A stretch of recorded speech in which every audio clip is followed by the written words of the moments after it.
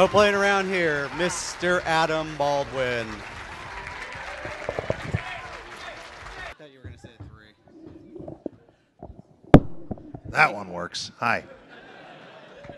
I got equipment falling on my feet. It's awesome. Okay, you all know Mr. Adam Baldwin. My name is Craig Christinger. I've written for Starlog and Fangoria for many years. I'm the co-chair of Bubonic on the Literary Science Fiction Convention here. I am going to probably stay out of the way of your questions as much as possible. I just want to ask a couple just to get us started. And I guess most recently, of course, Adam was on Castle. And so, nice reunion for Browncoats of the Firefly, Nathan and Adam. And any chance that Slaughter might show back up? They've given me a warning that I might be able to come back and play that character a couple more times. He can't. He's never going to be a regular on that show, I don't think, because it would sort of change the whole dynamic of the show. But they liked what I did, and I liked what I did, and Nathan was happy to have me. So that's what counts to me. You know, who knows? Maybe spinoff. Yeah, I love the role reversal on that. That was great with you and Nathan having the role I like reversal. kicking his ass whenever Yes. I can. Yeah. Uncle Nathan, you know, he pushed me around for a while on Firefly and Serenity, so I get a little payback. It's fun. Poor Nathan. And also most recently, of course, Chuck came to the end of its 5 seasons. John Casey. I wanted to ask, I know many of us love that show too, love John Casey. And I just want to ask how you felt about how this series ended in terms of your character and some of the other characters. Well, John Casey, he got to run off with Verbansky, so that was pretty cool. Carrie Ann Moss and I, run off into the sunset. I like that. I can't really speak for the other characters too much, but I think it was time for the show to wind down. They had a good run. We were lucky to even get 1 season, let alone 5. So 91 episodes is a pretty good run. We were on the bubble for a while, but thank you guys for tuning in, those of you that did. Yeah, it's always a blessing and amazing when you get a show actually produced and on the air and let it run for more than a season or so. In my experience with Firefly and a couple other shows, I did Daybreak and another thing called The Inside with Tim Minear, and those only went half a season. Maybe only 3 or 4 or 6 episodes got on the air. So for a show like Chuck to get that many episodes aired was a blessing, like I say. And you get to work with a whole bunch of really cool people like Zach Levi and Yvonne Strahovski, or as we like to call her, Yvonne Strahotsky. And Josh Gomez and the whole family there. It was really a wonderful experience for me. And then I got to play with guns. So that I really worked with the prop guy as much as I could to make sure that the weapons were all correct. And many times they weren't. And I said, "What's wrong with this damn thing?" He says, "They're plastic, dude. What am I going to do?" Okay. Anyway, I had a good time. And we'll open up for questions here in a second. And of course, the question that all the Firefly fans want to know, it's been 7 years since Serenity. Has there been any rumors beyond the graphic novels? Joss's boss. It's his baby, and if he wants to do it, he'll do it. If he doesn't, if he's moved on and just has it where it is in the history of sci-fi, that's great. It's his call. I'm sure that any of us or all of us, if called back, would do it in a heartbeat just because it was so much fun. But I think we can all appreciate what he's done with Avengers, and now he's got the power to do what he wants to do. Where was Adam Baldwin's role in We'll that? Oh, you blinked. You missed me in it, didn't you? Had a little cameo there. Ah, that was it. Yeah. Oh, you were with Stan Lee. Man in car, smushed. I could kind of see you running around as a government agent in that easily. Yeah. Okay, so bossing Thor and Hulk around. Yeah. Don't do that. I think there were going to be microphones that were going to be run around. Are there microphones being run around, or are we just asking people to be really loud? Oh, there's one. I see a microphone. Yes. I see a hand. It's the green or the... Work it. That's the power of Subway. Hey, Adam Baldwin. I loved you in Full Metal Jacket and DC Taxi. And I was wondering, how awesome was it working with Mr. T?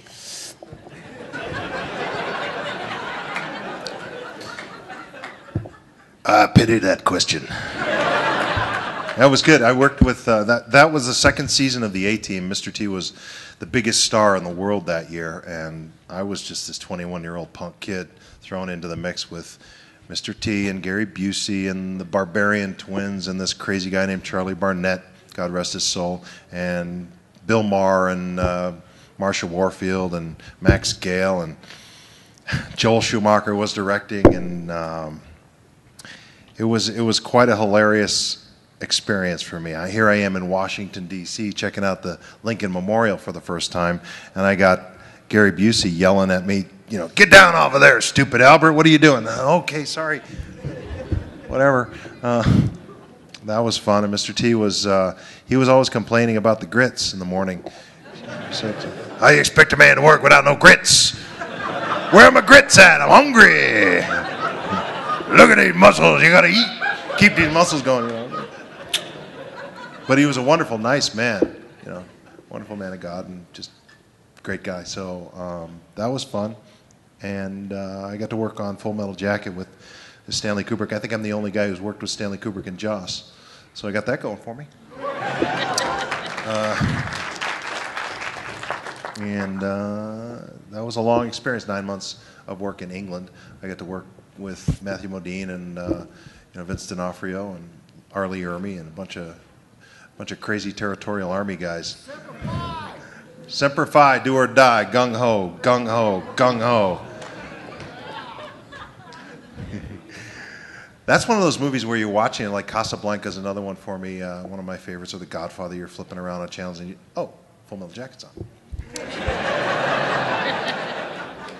Just because, not even the scenes that I'm in, I don't really care about watching me, but that's one of those movies that you can stop and watch and go, oh, that's great. And really profane. Or Casablanca, Rick, save me, Rick! Yeah. I'm shocked. There's gambling going on. Anyway.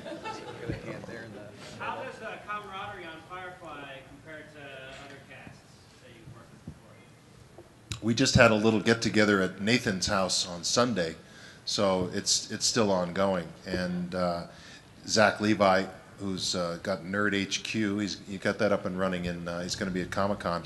We got together and did a little short video film that he's going to premiere there.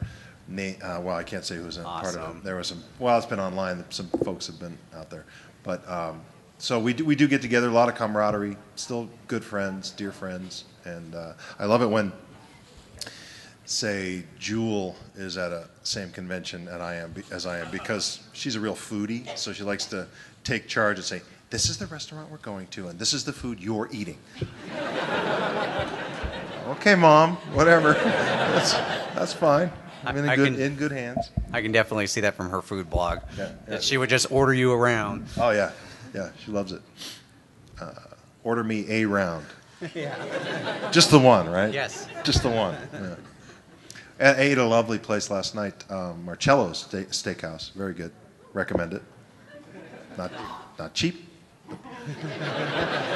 Very good. Anyone else? Okay, good. We're done. Thanks, that was great. Thanks, everybody. We got Wolverine there, it looks like. It's Wolverina. What was your experience like working on the X-Files, such as the Super Soldier? Yeah. Noel Rohrer was a name that they made fun of on the set. The director and the rest of the cast, they were making fun of my name because it was difficult. It's like you got marbles in your mouth. Noel Rohrer. So I think Chris Carter was just sort of toying with me or whatever. That was fun. First night of work on that was, I think, at the Disney Ranch or somewhere up in Thousand Oaks. It was cold and all night shoot, and I got thrown into the mix, which is fine. But the director was Kim Manners, and he was, God rest his soul, he was a yeller, but a testing yeller. So I had fortunately met and dealt with folks like that before, so it wasn't as scary for me as some of the the folks on the crew were saying, doesn't he get to you? It's like, no, he's just testing. It's fun. And so he's yelling at you with a wink in his eye. He's like, what the hell? You're not really going to say it that way, are you? That's crap. Watch this. Like, oh, you're that guy. Okay, no problem. Gillian Anderson was very sweet to me, and David Duchovny. They were very, very nice and welcoming. And I got to wear a thing on my neck, that little lizard spine thing. I wore that home one night.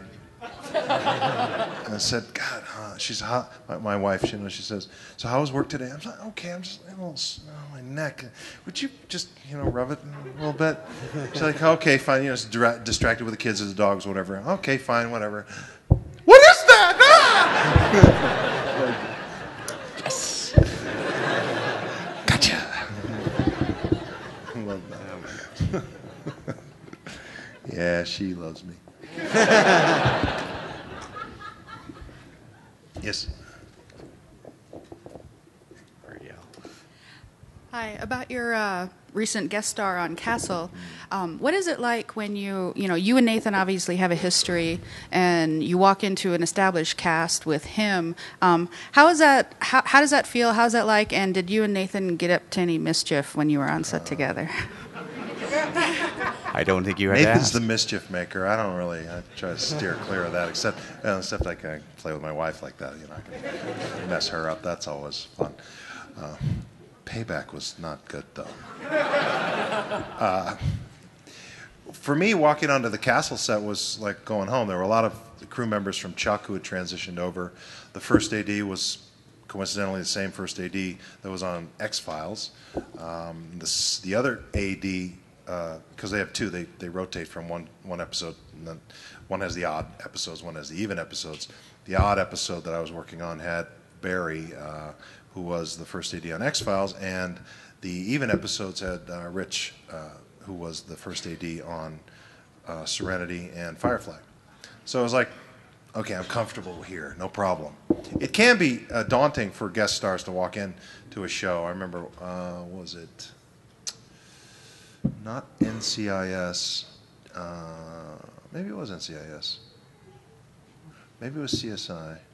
I don't know. I've done a couple of guest spots over the years, and one of them was it's tough to know where you stand, and if there's tension going on in the crew that you're not a part of, you're just coming in for a guest spot. There's history there that they're yelling or screaming at each other, or there's tension. Then you're not a part of it, but you still have to deal with it because it's surrounding you. And so I've learned basically just to mock it. Now, if people are being cranky, because life's way too short to be cranky, especially on a TV show or a movie set. It's like, come on, we're making a movie here. Well, if you can't have fun doing that, you can't have fun. So, I'll just. They're being cranky. I say, well, what are you so afraid of, man? Come on. They'll be like, what are you you're just a guest star. We don't care about you. Oh, really? Okay. That's fine. Look at me, I'm a cameraman. Bitch, bitch, bitch. Which is a line I stole from Nathan, but, it works. It really works. Thank you. I got 1 million of them. Or maybe 16. Yes, sir. No. Whoever was closest. Whoever. Favorite on-screen weapon? Favorite on-screen weapon? Wow. Well, Vera's the most iconic, I guess. I get tied to that. The hat's a good weapon. It really works with the ladies. Favorite on-screen weapon? That M134 minigun was pretty cool. 3,400 rounds per minute. That was fun. I got to ride in a helicopter. That's always fun. Get up there and just get hooked in and ride around in a helicopter and then come down and brrr. That's fun. I don't remember having any lasers on screen. I did like the knife I had in Firefly. I called it Binky. My little security binky. I don't know. Did you have security blankets when you were growing up? I had a blue one. I couldn't say the letter L, so it was called Boo. My little Boo. So that's what I called my little sidearm, my gun. It was Boo. And Binky was the knife.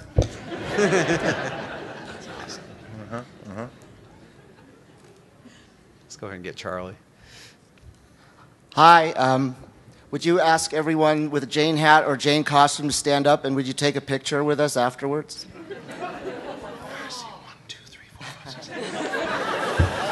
A group pic, just one group picture. That'll be $4.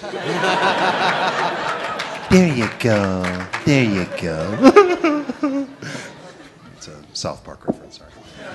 Yeah, we could probably figure something out. Yeah, all right. Or not.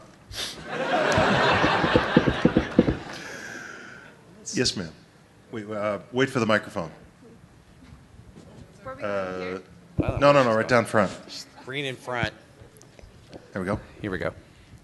Your initial reaction to the Jaynestown script, and if it was really hot that day when you had to bundle up and wear all that costume. Oh, it was really hot. Yeah, we were out in Thousand Oaks, and it was 100 degrees and sweaty and fun.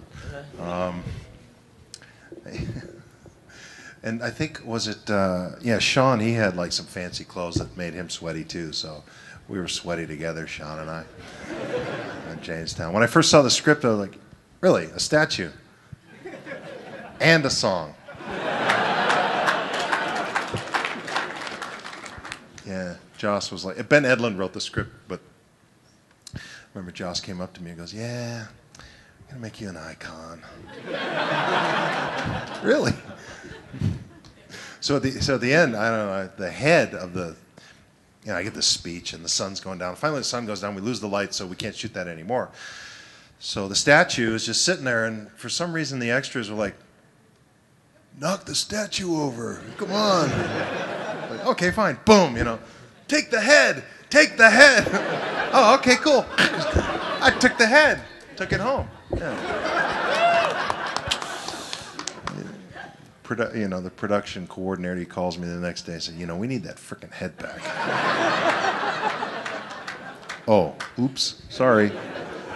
So if you see that episode again, you'll notice when there's that close-up of the thing, there's a crack in the neck. There's a little crack there, and that's my fault. But I did end up keeping the head and auctioning off for Joss's charity, which is probably the only way I could have gotten away with keeping the damn thing. I didn't even get to keep it, but I had to auction it off for his charity, Equality Now, so that raised some money. And there's a guy out on Twitter, Jane_statue, who has the thing. It's a good point just to remind people that the Can't Stop the Serenity screenings are July 14th and 15th at the Guild Cinema Theater here in town. Nice.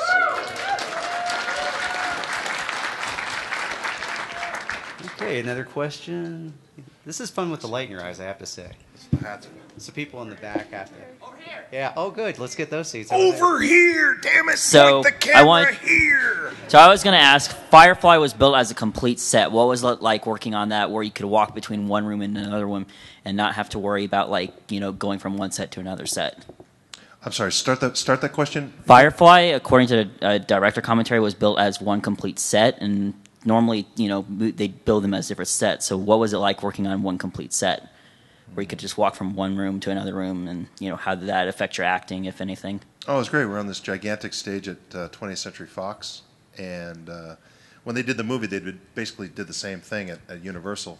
They got their biggest stage and built this whole contiguous set piece. It was wonderful to be able to wander through the corridors and down into the infirmary and down into the lounge. I love that lounge. I love kicking back on those couches. That was hilarious. They had all these crappy magazines there. So, yeah. But I remember the first day of walking onto that set with Joss, and he said, "Get to know it. You're going to be here a while."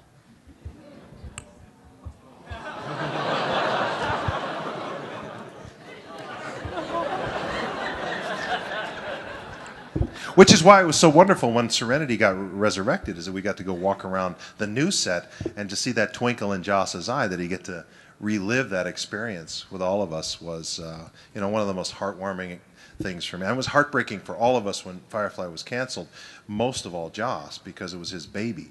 And I was happiest for him when the movie got, put back in the air. And you guys, of course.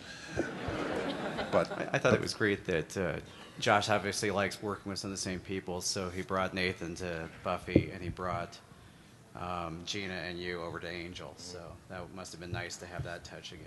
Yeah, I got to do Angel in, I think it was like the spring of '04. Firefly was canceled in '02, right around Christmas time. Merry Christmas, guys. You're canceled. So '02 was one of those kind of off years. And so by '03, I was like, Joss, got any work? He's like, as a matter of fact, I do. And he gave me a little 4 or 5 episode arc on Angel to close that out. And I got to be in that epic fight with David Boreanaz, who's a great guy, wonderful guy. A tester, though. He's one of those, oh, yeah? I was like, yeah. And you all got to play villains, too. Yeah. A villain in a nice suit. They didn't let me keep the suit, though. They built that for me, but they didn't let me keep it. So I'm sure it's hanging on some rack somewhere. Just like my helmet cover from Full Metal Jacket. It's the one thing I regret not taking. But they were pretty adamant about locking that stuff down in case they had to do reshoots. I learned recently that all of Stanley's extraneous footage, which he had miles and miles of, and days and days worth of video footage, were all destroyed. They were all incinerated. Extra stuff because that was part of his deal and his will, because he knew or he feared that clips and footage that he never intended for public consumption would end up on YouTube. So his assistant just threw it in the incinerator. Who I recently met, actually. He's helping Matthew Modine with his project. Incinerate his stuff. No, Matthew Modine. He wrote a really cool book called Full Metal Jacket Diary, and about because he was keeping notes and taking pictures while we were shooting the movie, and he's put together this really cool book, Full Metal Jacket Diary. If you get a chance, pick it up and read it. I think he's doing an online version, and that's what Leon Vitale, who was Stanley's assistant doing that whole time, that's what he's helping him put together, do some interviews with some of the actors, and get that up on a website, which will be cool. What's Kevin Major Howard doing these days? He played Rafterman in the movie, and it'll tell you what he's doing. So the thing that bothered me the most, and I asked Leon, is because in the end of Full Metal Jacket, Animal Mother was carrying a machete the whole time for one reason, to cut off the head of the sniper as she lay there. And they built Madame Tussauds built 2 heads that were beautiful, beautiful heads. But that footage was destroyed, and I wouldn't have put it up on my YouTube or anything like that, but I just wanted to see it, but it's gone. So, oh well. God rest your soul. Who's next? Yeah, let's get some people in the back. Yeah. So what'd you have more fun with? Do you have more fun with TV, movies, or your voice acting? 3 different animals. The voiceover acting is one you don't have to shave, you can wear pajamas, you go hang out with very, very talented people who really only, not only, but their voice work is so wonderful and talented, don't have to worry about what they look like. So you're working with the most talented people in the voice world. Television pays way more than everything these days, unless you're like the top star in a top movie. Television is the way to go. It's a living. It's a living. Until you're canceled. And you drop back into the 99%.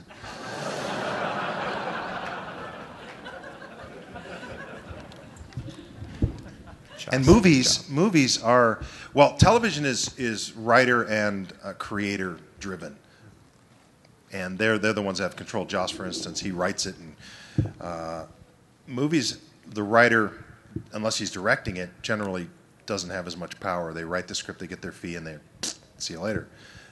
With Joss on the Avengers, obviously that's different. He wrote it and he directed it. So it's a director's medium, and it's this short burst of,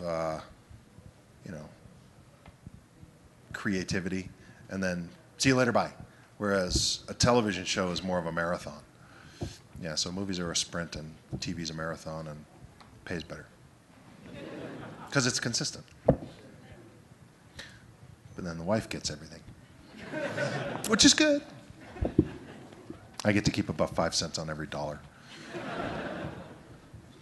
It buys my cigars. Yes, so who's next? Let's get other than Jane, obviously, who's your favorite character on Firefly?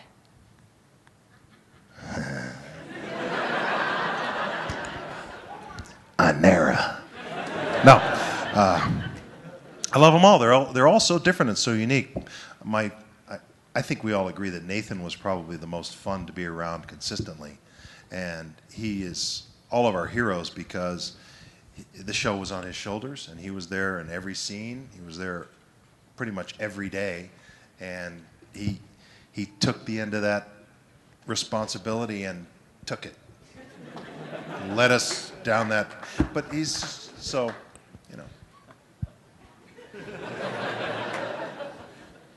River was crazy, though. I liked them all. They were just so fun. The book was so wise. What's his story, anyway? Has it been written yet? Have they come out? What did he end up being? I don't remember. There's a whole graphic novel, but I don't remember that Josh's brother did. He what? Uh-huh.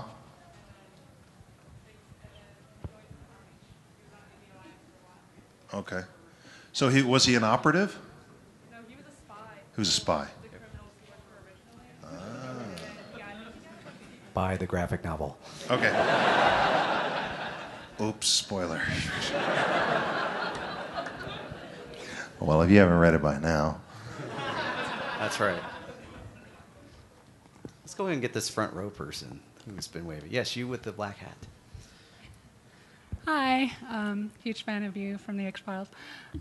What made you want to get into acting, to make it a living out of it?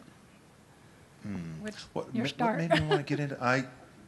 I was in drama class. I was sort of an outcast, goofball. What happened was I was a hockey player, and I was a pretty good hockey player when I was a kid. And all my friends, because I was big and I was fast and I was strong and all that stuff, but over the course of a couple of summers, they would go up to Canada to hockey camp, and they got better than I did, and I couldn't compete, so I had to find something else to do. You need a support group, so I just chose into the drama department, and stuck with that. And I'm from a broken home, and so it helps to have a support group, and they're very welcoming in the drama department. It's a very wide range. I mean, you got round, square, tall, short, skinny, fat, black, white, gay, straight. It's just very cool how you can just hang with people and just try to make each other laugh and are we going to, the show's the thing, the play is the thing. And it wasn't about, for some people it was about the ego and getting the lead, but, that's how I started that way. And then I just fell into my bodyguard and been struggling like a fungus, stuck there ever since. Just sort of found my way there. Yeah. There's no real right way of going about it. Just there's some hands over here. Yes, there's lots of hands. Bring them microphones, please. Sorry, guys. Hi. On Chuck, you got to work with a lot of different guest stars and stuff. Who was your favorite guest star to work with, and which was your favorite episode? I really enjoyed working with Carrie Ann Moss. We really had fun. She was such a professional and just cool and sexy. And again, she came in as a guest star, owning the character, owning who she was, no nonsense, totally professional, totally prepared. And you really appreciate that because you realize that, there's no time wasted. Just we jump right into the scene and have fun. She was great. I loved Steve Austin. He's a big, strong wrestling dude, and I got to, beat him in a fight and all that stuff. Batista, who's another wrestler, I got to choke him out. He let me. He really did. He's a big boy. Who else was fun? There's so many. Eric Roberts came. He played my old nemesis, and he's hilarious. So many. Yeah, all the '80s stars. Chevy Chase. Chevy Chase. Oh my God. Yeah, he can be a bit of a scatterbrain, but boy, is he hilarious. He's fallen down a few times. Yeah. On purpose, as part of the act. Yeah. Did you get to work with Stan Lee at all when he did his very short cameo this last season? Christopher Lloyd also came. He was totally cool. He was hilarious. Loved him. I met Stan. I don't think I had a scene with him. Gosh, should have a list. The sort of thing I should bring a list for. Want to hear some Albuquerque jokes? Who's next? Ask a question while I hold these up. Working with Joss, were you ever scared he was just going to kill you for no reason? Because he has a tendency of killing everybody. Well, he made it very clear in the first dinner we had together that none of us were safe. He said, I've come off of 2 shows, both of them named after the lead character. You'll notice the name of the show is None of Yours. You are all at risk. Gotcha.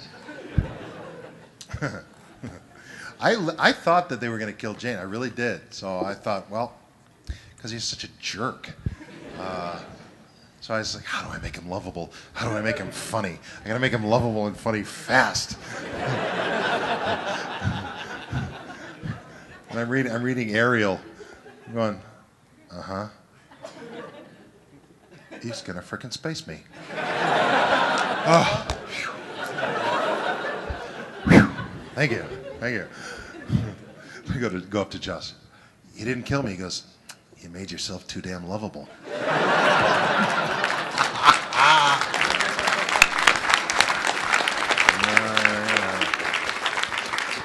That didn't work for washing the dinosaurs, though. Yeah. What? Oh. Well, the story about that. There's a story behind that. Give us the dirt. What's the difference between a person from Albuquerque and a baby? The baby will stop whining after a while. Just kidding. One of my buddies on Twitter, he said, "Oh, you're in Albuquerque now. Hit him with these." Oh yeah, that'll win some friends. Oh dear. No.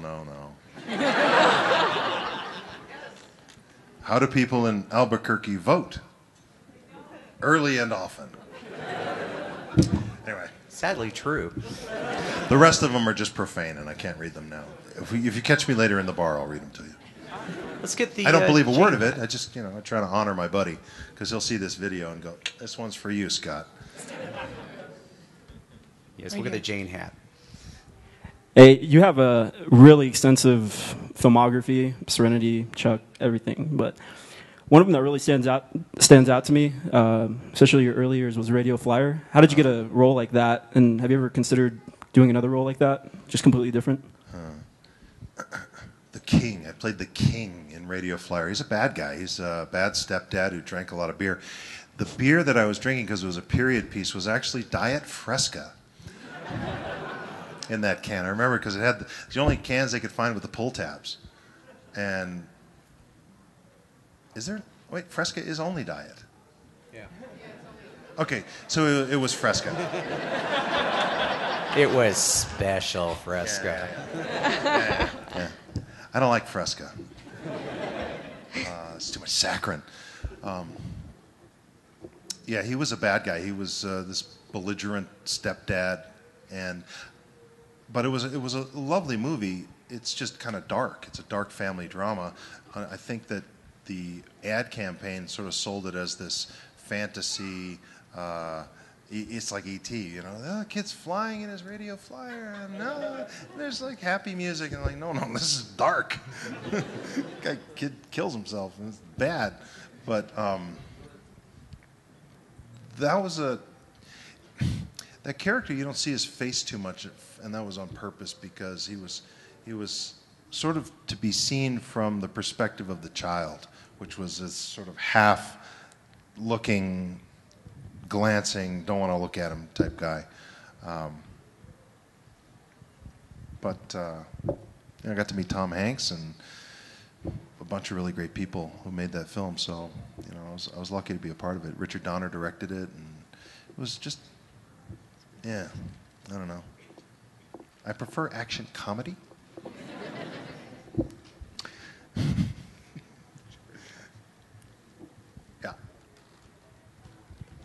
So X-Files was like a hugely popular show for years, and you came on towards the end of the run. Yeah. Was that like intimidating to become part of that cast in that world? And also, what was it like to work with Chris Carter?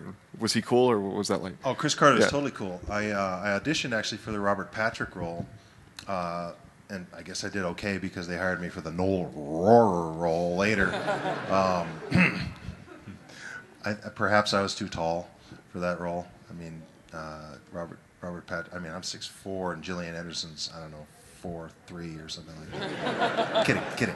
But there's a significant height differentials there. So they were lovely and just very welcoming, and it was fun.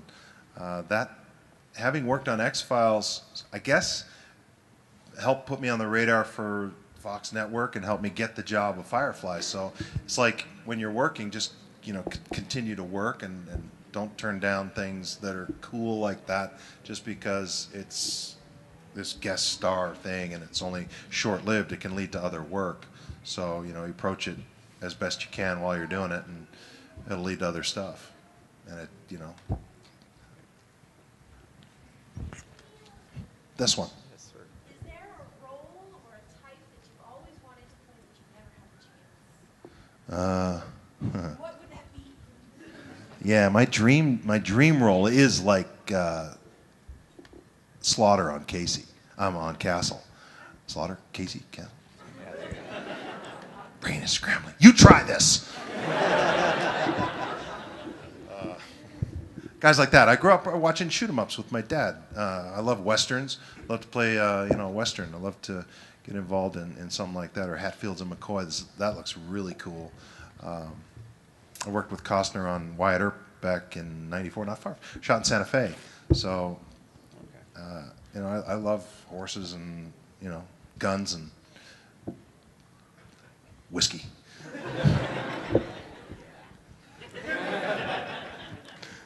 I don't know. Yeah. On Chuck, who was more fun to work with, Zachary Levi or Joshua Gomez? Well, Zach, again, he had the show on his shoulders like Nathan did on Firefly. We carried it for 5 years. He's one of my dear friends, and he is so entertaining.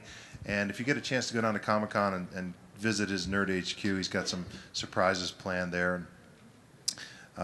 He's a song and dance man. I mean, he can sing very well, dance really well, good joke teller. And then Gomez is like his foil.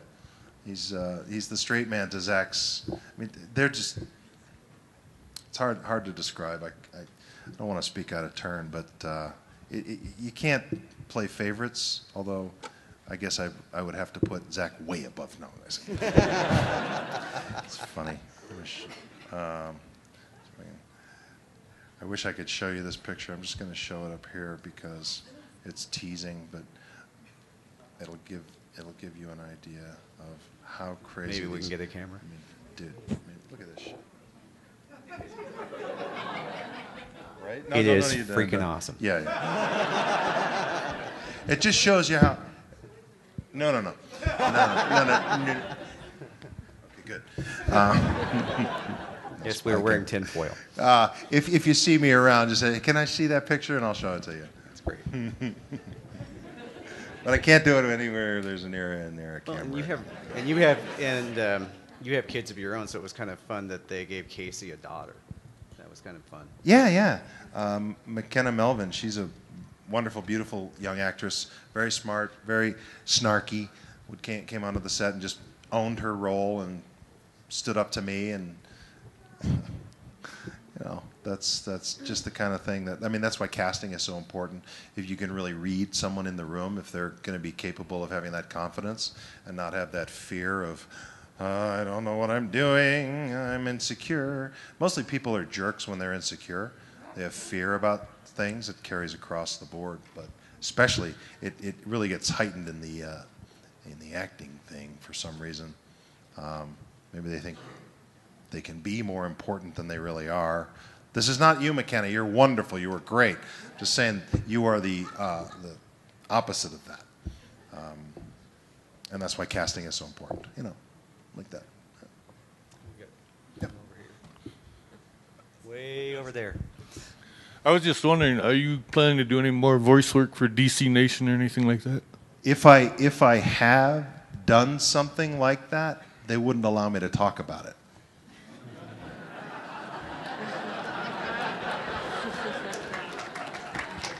It was in the photo. Yeah, they like to keep all that stuff under wraps. I'm not saying I did. I'm not saying I didn't. I'm just saying I couldn't say if I had. I hope to.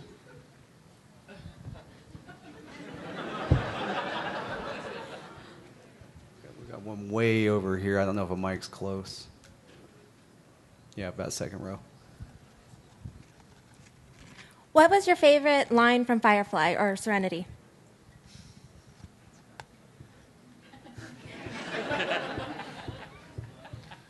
Of mine? Of any character? I can kill you with my brain. I really like that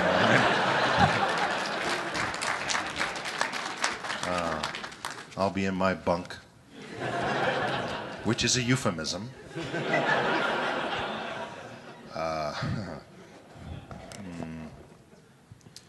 Shoot, there's a lot. I do like, I do a job and we get paid. I like that. Yeah. One of the exploding diarrhea of an elephant was a good one. That'll always sit with me. It's in Chinese. Yeah. You're disturbing my calm? Yeah. She is disturbing my... You are now disturbing my calm. Josh's shows are full of T-shirt slogans, that's for sure. Yeah. I'm just really impressed and heartwarmed by the fact that you know the lines better than I do. That happens to me on Full Metal Jacket, too. A lot of military guys come up to me and start reciting Gunny Hartman's rants. I'm going, that's awesome.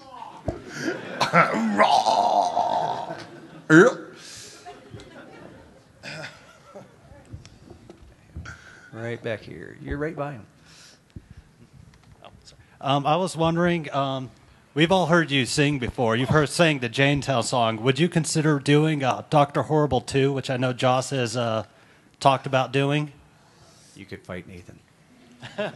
Well, he's seen me sing now, so I have no shot. I can barely carry a tune. But, again, if Joss goes, you're coming, he's boss. There's some hands over here. Get the microphones. In the last episode of Chuck, you used a line from the first episode of Firefly. Did you put that in there? Did they let you put that? All right. Absolutely. Do you fight for it? I mean, the whole series, you didn't do it. Nathan's been doing it the whole time through. Mm-hmm. Well, you don't want to hit him over the head with it. You don't want to be too on the nose. But if there's an occasional line you can throw in there that is, a little Easter egg or homage to the great Firefly Joss Whedon creation, why not do it? Uncredited, of course. But he likes that stuff. He likes that. So at least I haven't heard otherwise. Haven't been hired since, though.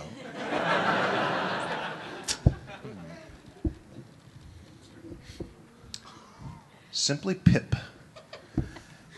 I'd just like you to know that it's all your fault. I know. For those of you that don't know Pip, it is.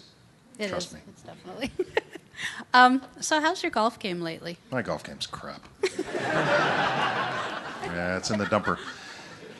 Pip came and followed me around on a golf course when I fancied myself a better player, and in Colorado, beautiful day. My brother, he lived nearby, near Denver, and so we played a little golf, but I lost it, man.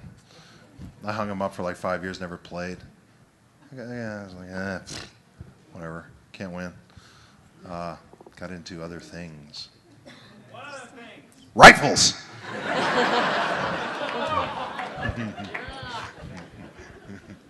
Saw a woman with glasses back, almost straight back, if we can get to her. Get her. There she be. So for a lot of us, the cast of Firefly became like our friends and our family and Serenity, and it was awesome. And, you know, like we really relate to the characters. Is there a TV show or a movie where you were able to relate to the characters that way, where they became like your family and your friends, kind of? Oh, of viewing? Family Guy. I mean, Peter Griffin is one of the greatest of all time television characters. And it's just a ripoff. It's a ripoff of The Simpsons, obviously. At least that's what they say.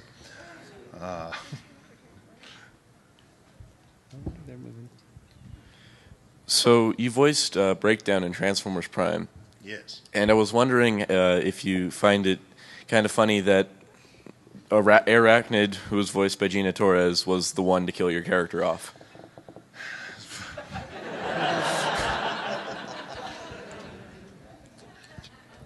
Does that character survive as well, Arachnid? Well, right now she's frozen in a time capsule. Yeah. I remember going into the session that day and the producer coming up to me and saying, "Sorry, you're dead." Why? Well, we just have so many characters. There's only so much we can do. And you've been around. You have the least seniority, so Breakdown is dead. Oh, okay. Sorry. But since Gina killed me, cool. That's nice. It's this young man right here. Third row. We've got a young star. What was your favorite part of the first season of Firefly? All of it. What was your very favorite part? Well, I've said it before. I think my favorite part, and many of ours, is when we were all sitting around the dinner table and just doing scenes. Because those take a while because you got a lot of people. You got 9 people to cover, so you're gonna be doing that for at least a half a day, maybe the whole day. And just to be able to sit around and listen to Nathan and Alan jaw about games, and because they were good Halo players and they were big gamers, and I knew nothing about that. Till later, I started figuring out that I shoot at the sky or at the ground. These the buttons are too sensitive. It's not like real life. Yeah, those moments I think stand out, and then the actiony bits. I love that whole first. Serenity's the pilot. The name of the pilot episode is called Serenity, and that whole opening section where we go in and meet Badger. I love that because Mark Shepard's a great guy. One of my friends. He's hilarious. We were talking about because he came on as a guest spot basically. He said, how do I, Joss wanted to play that part actually, but it was. Anyway, he did it, and so we got to meet him. So just meeting the different characters and hanging out with as a family. It was like the family affair, and learning the props. Lucille Ball said, "Know your props," and Jane knew his props, and so I worked really hard with the prop guys to dial those in and get them right. A lot more time on the movie too. That whole tricked out thing with the machine, that was cool. Spent about a full week with the prop department working on that rig, and hi. Off of that, you brought a real physicality to Jane's role, always poking at stuff and smelling it. Was that a conscious acting decision? Where did you get that? Yeah, I like to eat. So Jane was always busy doing something, tasting things, touching things texturally, just rubbing Yosef Bridges' shoulder. Yeah, textural things. Like an animal. Because he wasn't a man of speeches. Yeah, as you can see, they gave him one speech, and the whole pretty much shows a man of few words. So in order to steal the camera away from those that have the yappy bits, you got to do stuff. So it's true. One of my favorite actors is Brad Pitt, because he's always doing things. We come from the same acting school of thought. The late great Roy London and a woman named Ivana Chubbuck, and doings are very important. So I admire guys that can fill the screen with things that give me something to do, and he does that very well. So I aspire to that, especially because they don't give me speeches. We've got time for just a couple more questions. In fact, there's the sign. So, do we have anybody way back there in the cheap seats? Yeah, there are a couple way back there's. When I was growing up, we had a Ford Country Squire was our family car, and the little kid, I was the youngest of three boys. We sat in the backpack, or the way back. Some people call it the way back. We call it the backpack. And, get bumped around back there, get car sick. Hi. I would really love to hear the wash story, but I also wanted to know if there is anything that we can be looking forward to that you're working on now. Good question.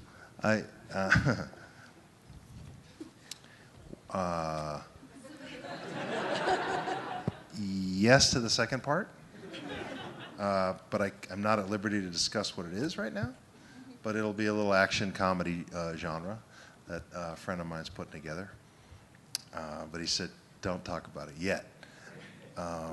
And as far as the wash thing goes, he died for reasons that were, well, Alan should probably explain why. Next time you run into him. I think it's public domain. I think we know why. So I'm going to make you do your homework and find that out. My question was, well, actually, my husband is hoping you're enjoying your cuff that he made for you. What was it? Oh yeah, nice. Yes. I got it. He brought me the soft one. Yes, he told me. He's a leathersmith, and he made me this really cool replica of the Jane little wristband deal. It's pretty cool. It's spot on. Thank you. Yeah. He'll be happy to hear that. But the original one, the leather was a little chafy. So was it chafy? He came over and offered me the softer one. Yeah, I took it. He's very considerate. My question was actually with the Serenity and Firefly, how creepy or cool was it working with like the people that were dressed up as the Reavers? Because I was always curious about that. Yeah, those Reavers, they're, the bummer for them is they have all this prosthetic makeup on, and it's really hot, so it was melting off their faces a lot. So they had to do a lot of maintenance to keep it from detaching. So, and then they were in those heavy clothes and having to go, rawr, rawr. I don't know. They're pretty boring.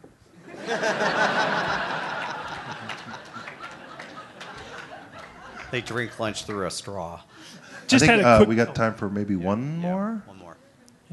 Just had a quick question. There's been rumors flying around for about a year or so that Nathan Fillion's been trying to buy the rights back to Firefly. Do you know anything about that? And do you know if there's a possibility of Firefly making a triumphant return, or is it pretty much lost to legend now?